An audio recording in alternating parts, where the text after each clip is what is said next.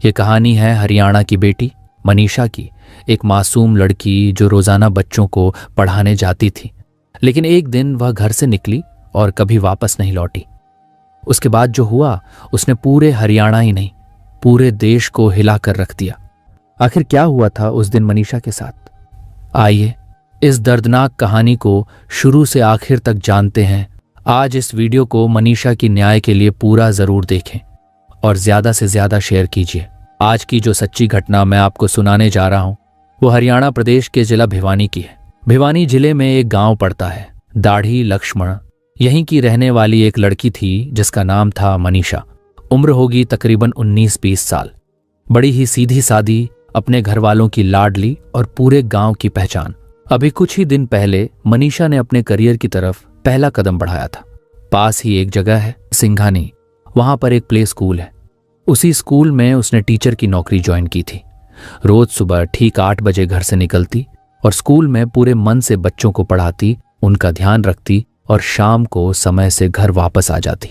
लेकिन 11 अगस्त 2025 का दिन अलग था। उस दिन सुबह रोज की तरह स्कूल गई, सब कुछ सामान्य था। मगर लगभग सुबह 11:23 पर उसने अपने पिता संजय को फोन किया। बोली, पापा आज थोड़ा देर हो जाएगी, मुझे BSSC नर्सिंग का फॉर्म लेना है और भरना है, आप टेंशन मत लेना। पिता ने भी प्यार से जवाब दिया, कोई बात नहीं बेटा, आराम से आ जाना, कोई दिक्कत नहीं है। ये बातचीत यहीं खत्म हो जाती है। संजय को जरा भी अंदाजा नहीं था कि ये उनकी बेटी की उनसे आखिरी लंबी बातचीत साबित हो सकती है।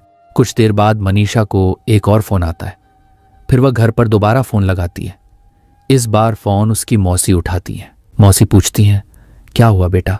मनीषा कहती है, मौसी जी मैंने एक सूट ऑनलाइन ऑर्डर किया था, डिलीवरी वाला कभी भी आ सकता है, आप उसे ले लेना।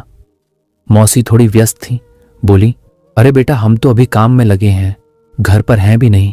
तू ऐसा करो, अपने दादा का नाम बता देना, डिलीवरी वाला आकर सीधे दादाजी को दे देगा। ठीक है मौसी जी, मनीषा मुस्कुराकर कहती है और फोन रख देती है। उसके बाद वह फिर से अपने स्कूल के कामों में लग जाती है, बच्चों को पढ़ाने लग जाती है। जैसे ही दोपहर के 2 बजते हैं, रोज की तरह विद्यालय की छुट्टी होती है। स्कूल की वैन बाहर खड़ी थी। ड्राइवर से वो लड़की कहती है, भैया मुझे ना बस यही पास में ही जाना है। करीब 500 से 700 मीटर की दूरी पर एक आइडियल कॉलेज है, वहां से मुझे BSSC नर्सिंग का फॉर्म लेना है। आप घर चले जाओ, मैं अपना काम करके आती हूँ। उसने कहा, ठीक है बहन जी, और फिर वो गाड़ी लेकर चला जाता है। फिर धीरे धीरे समय बीतता है और शाम हो जाता है। शाम के करीब 6:26 का समय था। लड़की के पिता संजय के फोन पर एक मिस कॉल आई, उनकी बेटी की।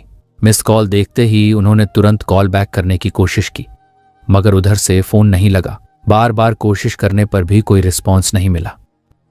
6:26 में मेरी घंटी बजी, उसका कट गया। फिर मैंने 6:26 मतलब पूरी नहीं हुई थी, कुछ सेकंड बची हुई थी, मैंने उसके साथ अपना फोन उठाया, साथ ही साथ कॉल किया तो फोन बंद था उसका। अब घर के भीतर बेचैनी फैलने लगी। सब सोचने लगे कि आखिर बेटी इतनी देर क्यों कर रही है, वह तो कभी भी इतना लेट नहीं होती थी। परिवार वाले आपस में चर्चा करने लगे कि अब क्या किया जाए। तभी संजय ने ठान लिया, जितनी जल्दी हो सके मुझे वहीं जाकर देखना होगा। वह तुरंत सिंघानी की तरफ निकल पड़े। वहां जाकर उन्होंने सबसे पहले उस प्ले स्कूल के स्टाफ से बातचीत की जहां उनकी बेटी काम करती थी। उन्होंने पूछा, भाई साहब मेरी बेटी आज घर नहीं पहुंची, आपको कुछ जानकारी है कि वो कहाँ गई थी? लेकिन किसी को कोई ठोस जानकारी नहीं थी। चिंता और बढ़ी तो संजय ने 112 नंबर डायल किया और पुलिस से मदद मांगी। कुछ ही देर में पुलिस मौके पर आ पहुंची। गाड़ी में ESI अनूर, कांस्टेबल पवन और ASPO धर्मेंद्र मौजूद थे। अब उम्मीद थी कि पुलिस गंभीरता से तलाशी शुरू करेगी, लेकिन उनके रवैये ने संजय का दिल तोड़ दिया। बातचीत में उन्होंने बेहद गैर जिम्मेदाराना और शर्मनाक बातें कहीं। तुम्हारी लड़की भाग भूग गई होगी, आ जाएगी। जब संजय ने ये बातें सुनी तो वह बहुत गुस्से में आ गया। भाग भुग्गी होगी, आ जाएगी 1-2 दिन के अंदर, 2-4 दिन के अंदर आ जाएगी। बोला क्यों घबरा रहा है? ये बात होकर के फिर मैं उसको बोला भी हूँ, सर मगर ये तो कोई बात नहीं है, इस काम के लिए नहीं आए आप यहाँ पे, जिस काम के लिए आए ना वो काम करो यहाँ पर। उसने तुरंत रिएक्ट किया, लेकिन उसके रिएक्शन के बाद भी जहां जहां पुलिस को तलाश करनी थी, जितनी ईमानदारी और शिद्दत से काम करना चाहिए था, वहां उन्होंने वैसा नहीं किया। उन्होंने बस थोड़ी बहुत औपचारिकताएं निभाई। जब वे लोग आइडियल कॉलेज पहुंचे और वहां के स्टाफ से मिले तो पुलिस वालों का अंदाज देखकर हैरानी हुई। वे ऐसे हंसी मजाक कर रहे थे, पीठ पर हाथ मार रहे थे जैसे बरसों पुरानी जान पहचान हो। वहीं दूसरी ओर एक पिता अपनी बेटी को लेकर परेशान था। पुलिस वाला उनके साथ कोई बातचीत की है, बोले जी ठीक है कोई नहीं फिर मिलेंगे, हम वहाँ आगे। हाँ ऐसे कंधे पे हाथ मार के बोले जी कोई नहीं आप फिर मिलते हैं जी, घर बैठ के मिलेंगे आपसे। ऐसे ऐसे बात हुई उनकी कुछ। आखिरकार रात के लगभग 10 बज गया। तब उन तीनों पुलिस वालों ने संजय से कहा, हमने तो अपनी तरफ से पूरी कोशिश कर ली है, अब आप एक काम कीजिए, नजदीकी लोहारू थाने जाइए और वहां जाकर एफआईआर दर्ज कराइए। संजय ने फिर अपने पिता से बात की। उसके साथ जो एक दो साथी थे उन्होंने भी कहा कि अब तो रात बहुत हो गई है, क्यों न सुबह चलकर एफआईआर कराएं। सबने सोचा कि सुबह जाकर देखेंगे। फिर भी रात में जितना हो सकता था उन्होंने खुद अपनी तरफ से तलाश करने की कोशिश की। 12 अगस्त 2025 की सुबह करीब 8:45 का समय था। उसी दिन संजय सिंह अपने परिवार के कुछ चाचा और करीब 1-2 साथियों के साथ थाने पहुंच गया। उसने पुलिस को बताया कि उसकी बेटी लापता हो गई है, गायब हो गई है। लेकिन यह सुनकर भी पुलिस ने फुर्ती नहीं दिखाई। सुबह से शाम हो गई, कब पूरा दिन निकल गया और कब रात के 7 बज गए किसी को पता ही नहीं चला। संजय को बस थाने में इधर उधर चक्कर कटवाए जाते रहे। आखिरकार देर रात को एफआईआर दर्ज की गई। एसएचओ अशोक कुमार ने एफआईआर दर्ज की और जांच की जिम्मेदारी एएसआई शकुंतला को सौंप दी गई। लेकिन अफसोस, जितनी शिद्दत और ईमानदारी से एक बेटी की गुमशुदगी की जांच होनी चाहिए थी, उतनी गंभीरता से जांच नहीं की गई।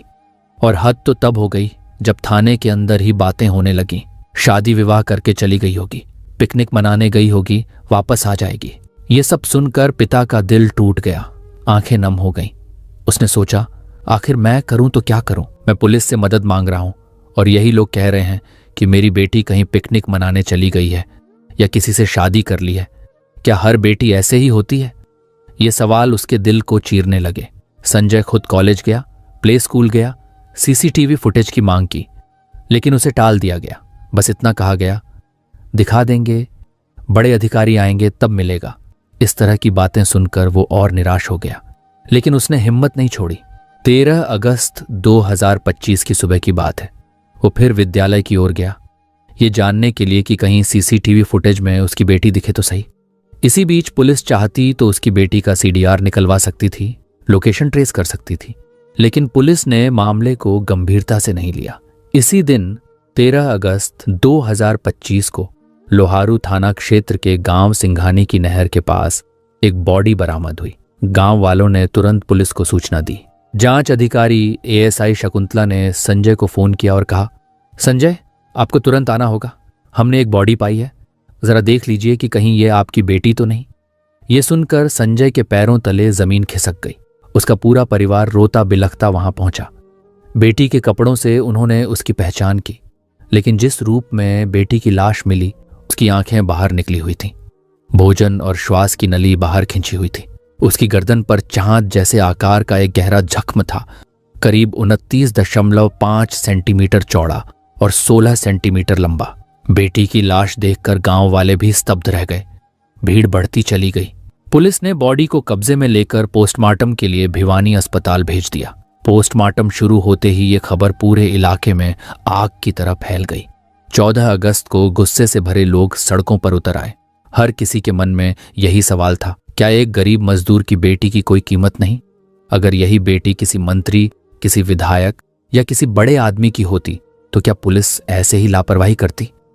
लोगों का गुस्सा बढ़ता गया। धरना प्रदर्शन शुरू हो गए। पूरे इलाके में न्याय की मांग गूंजने लगी। 14 तारीख के बाद जब मनीषा का पोस्टमार्टम हुआ तो पुलिस ने बॉडी परिवार वालों को सौंप दी, लेकिन घर वालों ने साफ कह दिया, जब तक हत्यारे नहीं पकड़े जाएंगे हम बेटी का शव नहीं लेंगे, अब चाहे कुछ भी हो जाए। परिजनों का गुस्सा बढ़ता ही गया। उनके समर्थन में लोग बड़ी संख्या में सड़कों पर उतर आए और ऐलान कर दिया कि हत्यारे पकड़ो, नहीं तो बॉडी नहीं उठाएंगे। 16 और 17 अगस्त को माहौल और गर्म हो गया।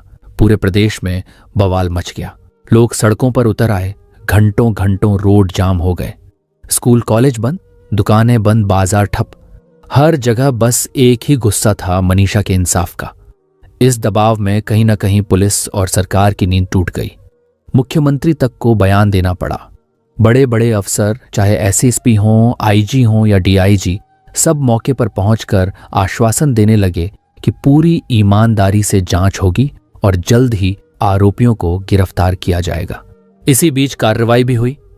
उस वक्त के एएसपी मनवीर सिंह का तबादला कर दिया गया और 2014 बैच के आईपीएस सुमित कुमार को चार्ज सौंपा गया। एसएचओ अशोक कुमार को लाइन हाजिर कर दिया गया। एएसआई शकुंतला, जो इस केस को लापरवाही से देख रही थी, उसे सस्पेंड कर दिया गया। इसी तरह पीसीआर पर मौजूद ईएसआई अनूप, कांस्टेबल पवन और एसपीओ धर्मेंद्र को भी निलंबित कर दिया गया। लेकिन जनता और भड़क गई। उनका कहना था, ट्रांसफर कर दोगे फिर से चार्ज मिल जाएगा, सस्पेंड कर दोगे बाद में बहाल हो जाएगा। लेकिन क्या हमारी बेटी वापस आ जाएगी? अगर पहले ही ईमानदारी से काम होता तो शायद वो जिंदा होती। इस गस्से की लपट झज्जर, जिंद, फतेहाबाद तक फैल गई। पक्ष हो या विपक्ष, रोडवेज यूनियन, छात्र छात्राएं, व्यापारी, सब सड़कों पर उतर आए।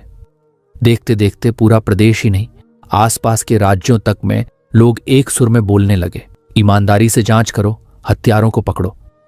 जब तक ऐसा नहीं होगा तब तक बॉडी नहीं लेंगे, अंतिम संस्कार नहीं करेंगे। पहला पोस्टमार्टम भिवानी जिला अस्पताल में हुआ। पहली पोस्टमार्टम रिपोर्ट आने के बाद गांव का माहौल और भी उथल पुथल हो गया। डॉक्टरों ने साफ लिखा था, शरीर पर जो गहरे घाव हैं उनमें से ज्यादातर ऐसे लगते हैं जैसे जानवरों ने नोचा हो। गले पर हथियार के वार के निशान नहीं मिले। यौन शोषण का भी कोई सबूत नहीं है। लेकिन जैसे ही यह रिपोर्ट बाहर आई, गांव के लोग भड़क उठे। लोग कहने लगे, इतनी बुरी हालत में लड़की का शव मिला और डॉक्टर कह रहे हैं कि यह जानवरों की वजह से है। अगर ये यौन शोषण और जघन्य अपराध नहीं है तो क्या है? रिपोर्ट में क्यों नहीं लिखी गई है? सच को छुपाने की कोशिश की जा रही है। परिवार का गुस्सा भी 7वें आसमान पर था। भीड़ बढ़ने लगी, नारे लगने लगे। दबाव इतना बढ़ा कि सरकार को पीछे हटना पड़ा। आखिरकार फैसला हुआ कि शव का दूसरा पोस्टमार्टम कराया जाएगा। शव पीजीआईएमएस रोहतक भेजा गया। रोहतक के डॉक्टरों की टीम ने बारीकी से जांच की।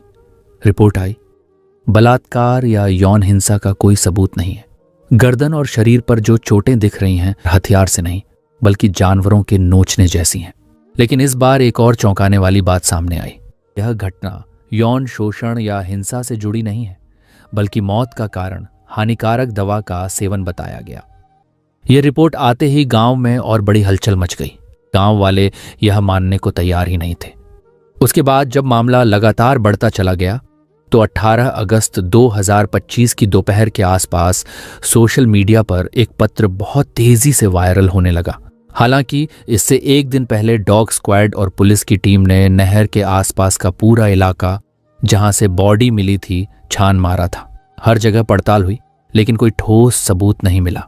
कहा जा रहा था कि कुछ सबूत छुपाने की भी कोशिश हुई, लेकिन कई अहम सुराग ऐसे थे ही नहीं जिन्हें आसानी से जुटाया जा सके। 18 अगस्त को जब सोशल मीडिया पर वो पत्र वायरल हुआ, पत्र में लिखा था, सॉरी मम्मी पापा, मेरी वजह से आप दोनों को तकलीफ में नहीं देख सकती। आपने मेरे लिए बहुत कुछ किया है। मैं कभी गलत नहीं थी और न ही मैंने कुछ गलत काम किया। बस मैं आपके सपने पूरे करना चाहती थी। मैं बीएसएससी नर्सिंग कर रही थी क्योंकि नॉर्सेट क्रैक करके नर्सिंग ऑफिसर बनना चाहती थी ताकि आप दोनों का सपना पूरा कर सकूं। लेकिन मैं आप दोनों पर बोझ नहीं बन सकती। अगर मैंने आपको कभी दुख दिया हो तो माफ कर दीजिए। आप दुनिया के सबसे अच्छे माता पिता हो। मुझे जिंदगी देने के लिए धन्यवाद। आपने मुझे राजकुमारी की तरह पाला। कोई हो तो प्लीज मेरे पेरेंट्स का ख्याल रखना। ऐसा पत्र सोशल मीडिया पर वायरल हुआ, लेकिन यह पत्र असली है या नकली, इस पर अब भी सवाल खड़े हैं।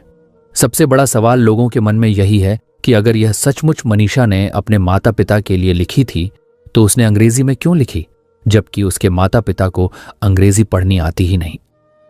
अब बड़ा सवाल यह है कि पुलिस इस मामले को कहीं पलटने या शांत करने की कोशिश तो नहीं कर रही, क्योंकि मनीषा की लाश 13 अगस्त को मिली थी और अचानक 5 दिन बाद यह पत्र कहां से आ गया।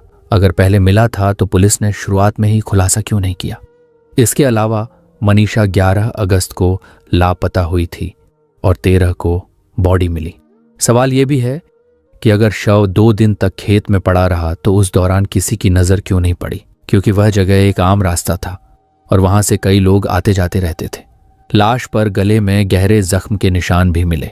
इस बीच इस केस में एसपी का ट्रांसफर हुआ और कई पुलिस वाले सस्पेंड हुए। अगर यह पत्र शुरू से पुलिस के पास था तो उन्होंने शुरू में इसे सार्वजनिक क्यों नहीं किया?